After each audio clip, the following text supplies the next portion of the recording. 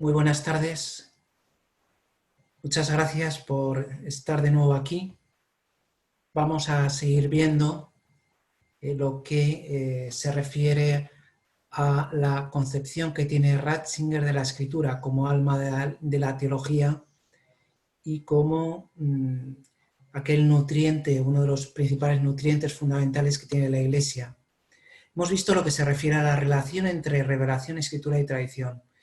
La verdad es que estos temas pueden parecer cuestiones muy teóricas, pero en realidad son muy prácticas. Pues tienen que ver con cómo leemos la Biblia. Los católicos, decíamos, leemos la Biblia en la Iglesia, con mayúscula y con minúscula. O sea, el modelo de lectura de la Iglesia es la proclamación y la celebración litúrgica. Cuando un lector o una lectora lee en la celebración eucarística, por ejemplo, es el mismo Cristo quien proclama su propia palabra.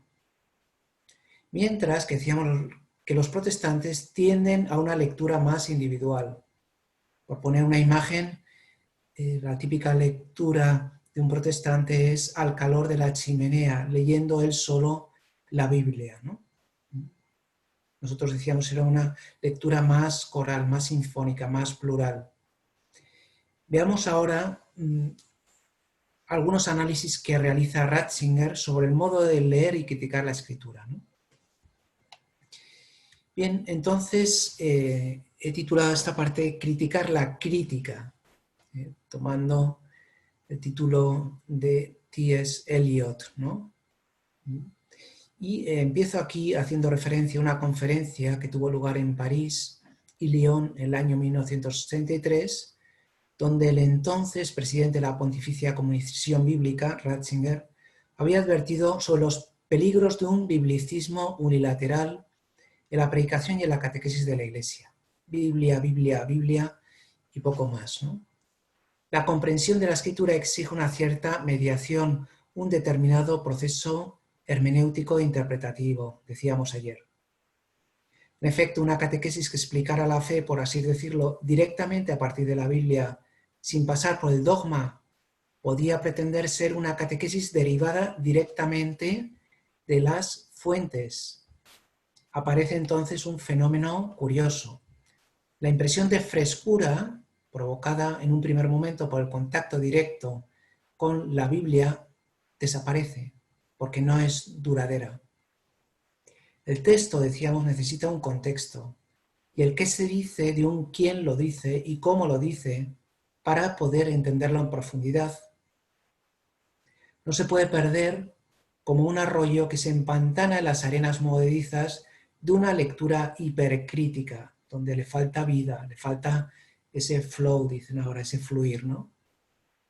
En esta labor interpretativa, la simple lectura histórica y filológica se queda a medio camino, porque los documentos que se querían leer sin ningún otro intermediario que no fuera el pensamiento histórico, se alejaron por eso mismo en la distancia de lo histórico. Una exégesis en la que la Biblia no vive y no se comprende en y a partir del organismo vivo de la Iglesia, llega a convertirse en necrofilia, dice Ratzinger. Muertos que entierran a muertos. En esto consiste la famosa hermenéutica de la fe de la cual habla Ratzinger y la lectura de la escritura de la Iglesia. Por el contrario, a medida que profesaba este biblicismo aislado y unilateral, quedaba claro que la lectura de la Biblia, abandonada a sí misma, comenzaba a disolverse y primaban otros intereses ajenos a la interpretación. Al texto le faltaba su contexto, su ámbito hermenéutico adecuado. Se la sometía continuamente a nuevas relecturas parciales y particulares.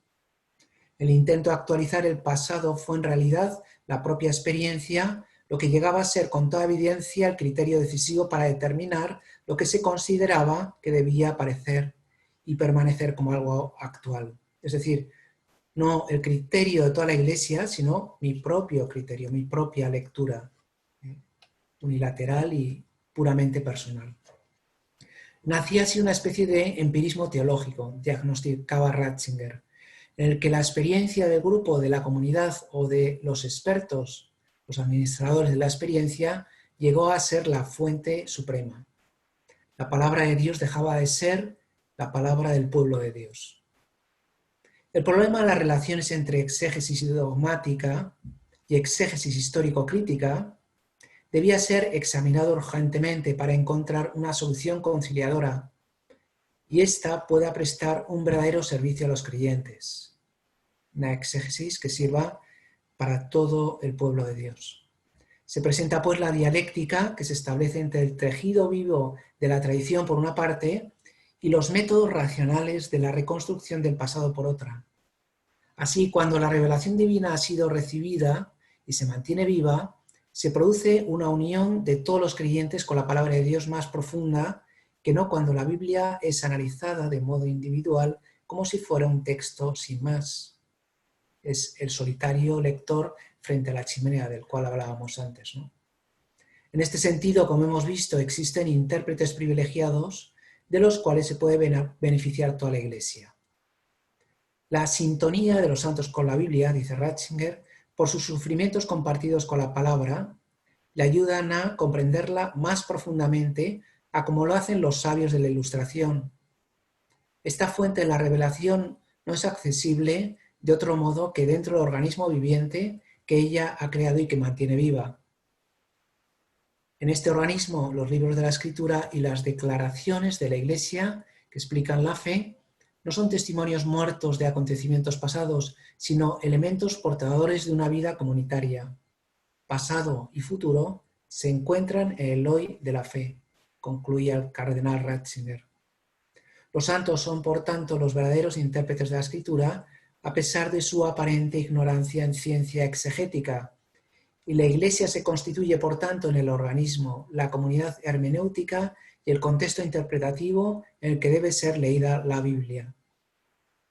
También en una conferencia pronunciada en 1988 en el Erasmus Lectures de Grand Rapids, Michigan, y publicada después con el alarmante título de La interpretación bíblica en crisis, Ratzinger hacía el conocido análisis de la situación de la exégesis en aquel entonces. Poco a poco, el cuadro se iba haciendo cada vez más complicado. Las teorías se multiplicaban, se sucedían unas a otras, formando una barrera que impedía acceder a la Biblia a los no iniciados. Por otra parte, los mismos iniciados no leían ya la Biblia, sino que hacían una disección de ella para llegar a los elementos a partir de los cuales se reconstruían. Resultaba así una lectura fragmentaria, llena de sobreinterpretaciones que le quitaban al texto su propia vida y significado. Se trataba más bien de descubrir sus componentes o sus partículas elementales, más que captar el sentido total del texto. En conclusión, se estudia no lo que dice el texto, sino lo que debería decir, así como los componentes a los que se puede llegar. Es una fragmentación, desintegración del texto, donde al final se impone el propio criterio interpretativo. Hacía notar también el cardenal alemán los prejuicios de estos métodos modernos y supuestamente más científicos. Tomada en su conjunto, la interpretación tradicional está considerada como precientífica e ingenua. Solo la interpretación histórico-crítica es capaz de desentrañar de verdad el texto.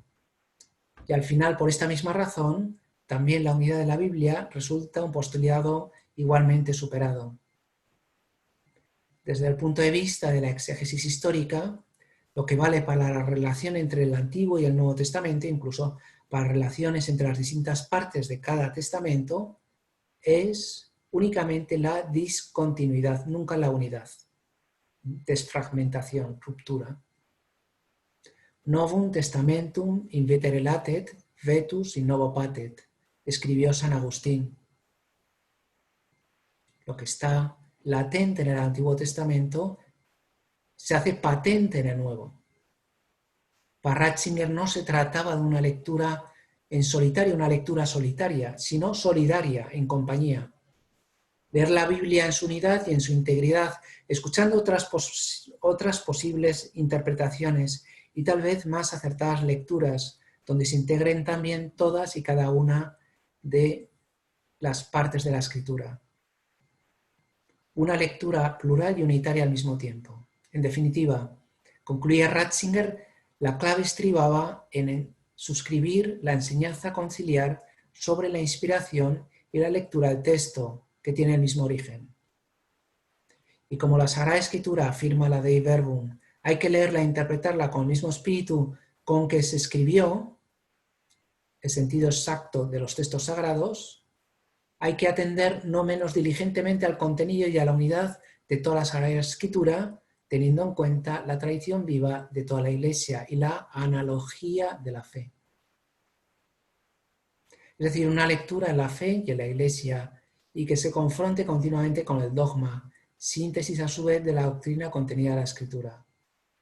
No es el dogma un constructo filosófico paralelo, sino pura Biblia, expresada en términos, eso sí, más universales, racionales, diríamos, ¿no? Por el contrario, cuando se lee la Biblia fuera de la Iglesia, se aprecian más las partes en lugar del todo. Se pierde de este modo la visión de conjunto y se atomiza todo conocimiento sobre la Escritura. Por eso abogaba Ratzinger por la unidad entre los dos estamentos, entre Biblia y dogma, entre exégesis y teología. Se trata, en definitiva, del principio de la analogía a la fe recordado por el texto conciliar. El aspecto negativo de todo este proceso interpretativo fallido, producido por los excesos del método, es precisamente también en el ámbito católico esta ruptura entre exégesis y dogma. Es decir, tenemos que recuperar esa visión, esa lectura unitaria, donde la fe permea y influye en nuestra lectura y de nuestra lectura sale también aumentada nuestra fe. Eso que ahora llaman feedback, ¿no? O retroalimentación, esa circularidad, ¿no? Entre Biblia y fe y dogma. La fe se convierte entonces en una especie de filosofía de la vida que cada uno, como puede, intenta extraer de la Biblia. El dogma privado de la base de la Escritura no aguanta más. La Biblia que se ha separado del dogma se convierte en un documento del pasado, pertenece ella misma al pasado. Son, por tanto, lecturas aisladas, fragmentarias, parciales, que no armonizan con las lecturas realizadas en todas partes a lo largo de los siglos. Son lecturas solitarias y desorientadoras. Ante esta situación proponía Ratzinger una alternativa. Lo que hace falta es lo que se podría llamar una crítica de la crítica. Pero no es una crítica hecha desde fuera, sino una crítica que se desarrolle desde dentro, a partir del potencial crítico que el mismo pensamiento crítico posee. En otras palabras, hace falta una autocrítica de la exégesis histórica, y es lo que hace ahora, esa autocrítica, esa crítica de la crítica, ese ver cuál es la filosofía que hay detrás de la exégesis. Esta crítica de la exégesis histórica que realiza Ratzinger y que hemos expuesto con anterioridad en parte, no será sin embargo el único frente que abordó el teólogo alemán. Se dirigió también hacia uno de los exegetas más influyentes del siglo XX, quien ha marcado no solo los estudios protestantes, sino también una parte de los católicos. Ratzinger se ocupaba de la gran influencia de Rudolf Bultmann en la exégesis bíblica con la contraposición entre el Jesús histórico y el Cristo de la fe, bien conocido. Como resultado final se llegaba a cuestionar la verdad histórica de los evangelios.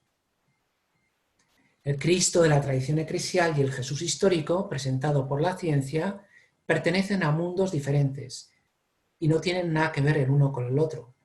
El Jesús histórico está separado del Cristo de la fe. La figura de Jesús fue arrancada de sus raíces en la tradición por obra de la ciencia que se imponía como instancia suprema. Se abría un abismo entre fe y razón, ciencia y creencia, historia y dogma, la navaja de Lutero que decíamos ayer, ¿no? De este modo la tradición quedaba flotando en el vacío como algo irreal y, por otra, había que buscar para la figura de Jesús una nueva interpretación y un nuevo significado. Debemos, por tanto, recuperar esa síntesis entre fe, razón e historia. En efecto, seguía aquí la crítica ratzingeriana. Bullmann estableció la prioridad de la palabra sobre el evento. El principio era la palabra, pero después esta palabra no tendrá conexión con la historia. Como consecuencia, el verbo de Dios no se habría hecho carne con todas sus consecuencias. No entra en la historia. Toda la Biblia surge a partir de la predicación. Bullmann desarrolla esta tesis de tal modo que para él tan solo la palabra puede ser originaria, el logos.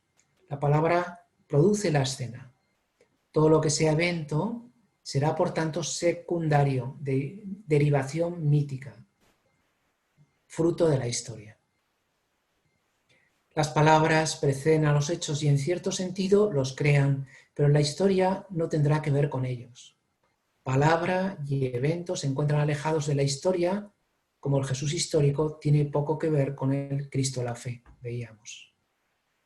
Además, se une a todo esto un cierto prejuicio antihelenista, ya con Harnack, ¿no? Puesto que, según Bullmann, eran helénicos, por ejemplo, la idea del cosmos o el culto a la divinidad y, por tanto, no cristianos. Serían mitos introducidos de contrabando en el cristianismo. La consecuencia de todo esto es muy sencilla. Lo helenístico no puede ser palestino y, por tanto, no puede ser originario.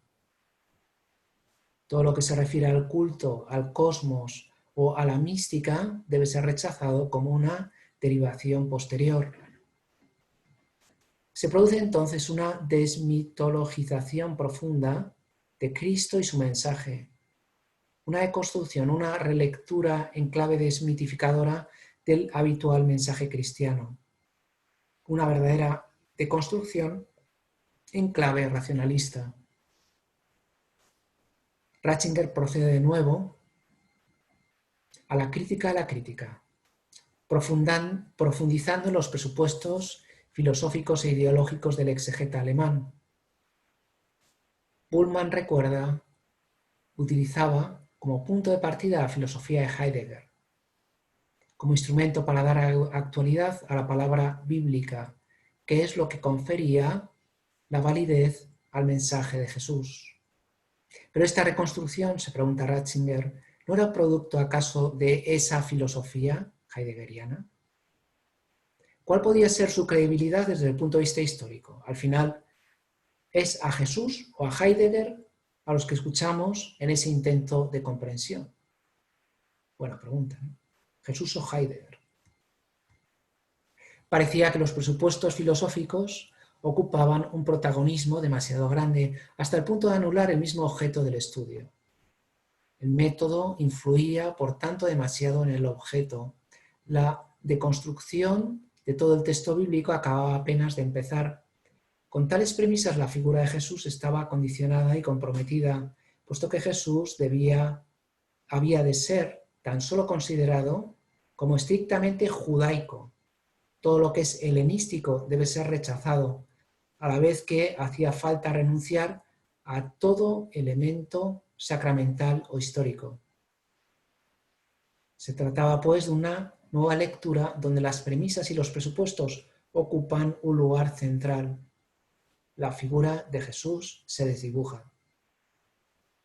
Lo que queda es un profeta exclusivamente escatológico que no proclama ningún mensaje.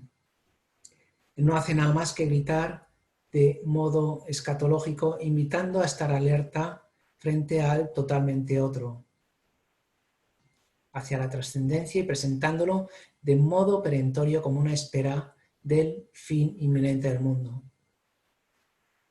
Estamos, pues, ante una secularización de la figura de Jesucristo que en realidad tiene poco que ver con nuestra fe. Por eso va a ser importante profundizar en la figura de Jesucristo, es lo que haremos al final. La historia desaparece, convirtiéndose en mera escatología. El más acá se convierte en un más allá. Casi podríamos hablar de una desencarnación de un Cristo que vagamente nos anuncia un mensaje de trascendencia, más que predicar el reino de Dios en este mundo.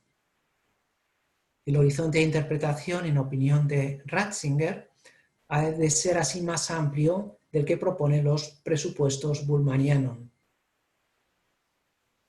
La verdadera exégesis debe estar libre de prejuicios que condicionen y prejuzguen la interpretación del texto.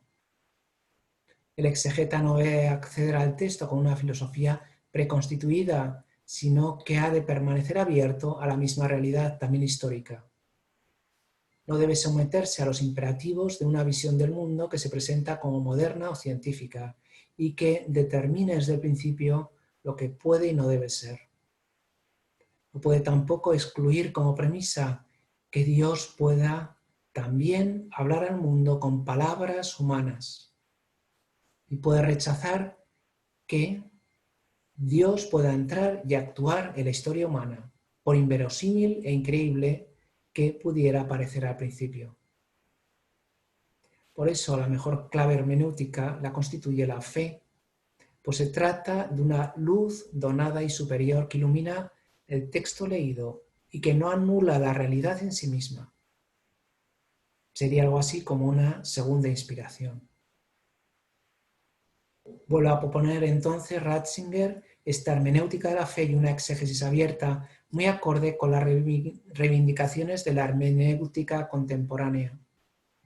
La verdad de la revelación no puede ser reducida o agotada por ninguna interpretación, sino que trasciende a todas ellas.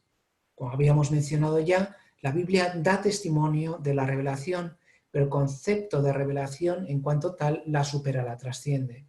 En la práctica esto quiere decir que un texto puede decir mucho más de lo que su mismo autor pueda pensar. Esto que vale ya para los grandes textos de poesía, de literatura, es válido con mayor razón para la palabra bíblica. Cada texto posee un plus de sentido que va más allá de su contexto histórico inmediato. Por eso es posible comprenderlo en un nuevo contexto histórico y situarlo en un sistema significativo más amplio. Es el derecho a la relectura. Ya saben que Cervantes pensaba que su mejor trabajo era la Galatea y no el Quijote. Ya se ve que la obra trasciende al propio autor. Esta hermenéutica, digamos, más amplia se puede dar también con la Biblia y trascendiendo los meros acontecimientos históricos o los meros datos que ahí se aporten, se arroja luz sobre ese mensaje de salvación que se contiene en la revelación. Ningún texto se agosta en ninguna interpretación, sino que los trasciende a todas ellas, a todas las interpretaciones. Han de mantenerse, por tanto, en su propia independencia, tanto el texto como cada una de las interpretaciones. Por eso se debe dar esa mutua armonización entre interpretación de la Biblia, Iglesia y dogma. Alcanzar una lectura plural en la que entran en juego todos los distintos componentes. Por un lado, una Iglesia sin un fundamento bíblico creíble se convierte en un producto histórico casual, en una organización como tantas otras, una ONG, diría el Papa Francisco, ¿no? Por el contrario, la Iglesia sería una auténtica creatura verbi. Esta es una expresión que utilizaba también Lutero, ¿no? Una creación de la palabra de Dios. Pone ahí como la Iglesia es como una doncella que se sienta a los pies de la palabra para escucharla, ¿no? Al mismo tiempo que también es algo más, porque por otro lado, la Biblia sin la Iglesia no es ya la palabra eficaz de Dios en cuanto tal, sino un conjunto múltiple de fuentes históricas, una colección de libros heterogéneos de los cuales se intenta extraer a la luz de la actualidad lo que se considera útil, es decir, un montón de páginas, palabras, palabras, palabras. Una exégesis que ya no vive ni lee la Biblia en el cuerpo viviente de la Iglesia se convierte en arqueología. Los muertos entierran a los muertos, de nuevo. De nuevo esta necrofilia filológica y exegética, por no contar con el ambiente vivificador de la Iglesia. Acuérdense que la Biblia e Iglesia constituyen dos círculos concéntricos. El núcleo es la Escritura y el hábitat, el marco, la casa de la palabra es la Iglesia. Sin un entendimiento mutuo, ambas salen perdiendo. Por el contrario, la Iglesia se constituye en el ámbito hermenéutico e interpretativo en el que pueden realizar la mejor lectura de la Biblia. Y ahora vamos a ver cómo, después de la crítica de la pars destruens, podríamos decir, la pars construens, en la cual Ratzinger realiza una propuesta personal. Él realiza de un modo personal un trabajo exegético. Empecemos con un pequeño apunte biográfico. El estilo de exégesis que prefería el joven Ratzinger en sus años de estudiante en el seminario era más bien una interpretación discreta y rigurosa del texto bíblico. Frente a la notable personalidad de Mayer, el profesor del Nuevo Testamento, Friedrich Stumme, el profesor del Antiguo Testamento, era un hombre silencioso y reservado, cuya fuerza residía en la seriedad de su trabajo histórico y filológico, mientras solo, con mucha cautela, llegaba a insinuar las líneas teológicas. Yo, sin embargo, apreciaba bastante este estilo cauto y por eso asistí con gran atención a sus clases y seminarios. La exégesis ha de ser científica y eclesial a la vez, hemos visto, donde quepan tanto el Antiguo como el Nuevo Testamento, los padres de la Iglesia junto con los modernos exegetas, cada uno en su debido orden de prioridades. El futuro de la exégesis, según Ratzinger, estaría en que ésta fuera seria, profundamente científica y que se desarrollara en plena comunión con la fe de la Iglesia. Así escribía en 2003, la lectura de la Biblia presupone la escucha atenta, el conocimiento de los límites de los distintos caminos, la plena severidad de la ratio, pero también la prontitud para limitarse y superarse en el pensar y el vivir juntamente con el sujeto que nos garantiza los diversos escritos de la antigua y de la nueva alianzas como única obra, la Sagrada Escritura. Vivir de la Escritura, convivir con la Escritura. Escritura, razón e Iglesia, Antiguo y Nuevo Testamento se encuentran así como instancias complementarias. A su vez, junto a las mencionadas dimensiones racional, histórica y eclesial, se requería de igual manera una dimensión que podríamos llamar cristológica. Ratzinger llegaba también, en aquel viejo escrito de 1965, Revelación y Tradición, a una serie de conclusiones teóricas y proponía en primer lugar a Cristo como centro de la revelación, como hace el concilio, ¿no? La realidad que acontece en la revelación cristiana no es otra ni otro que el mismo Cristo.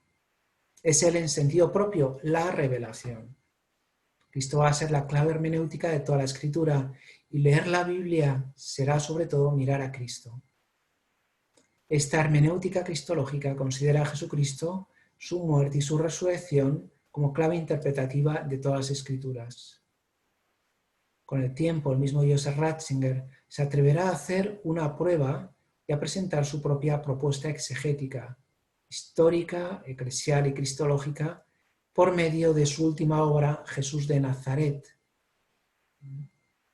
escrita entre 2007 y 2012, o publicada entre esos años. Como le escribió a Olegario González de Cardedal en 2003, los años que Dios todavía me dé, quiero dedicarlos a un libro sobre Jesucristo, la línea a lo que fue la gran obra de Romano Guardini, El Señor.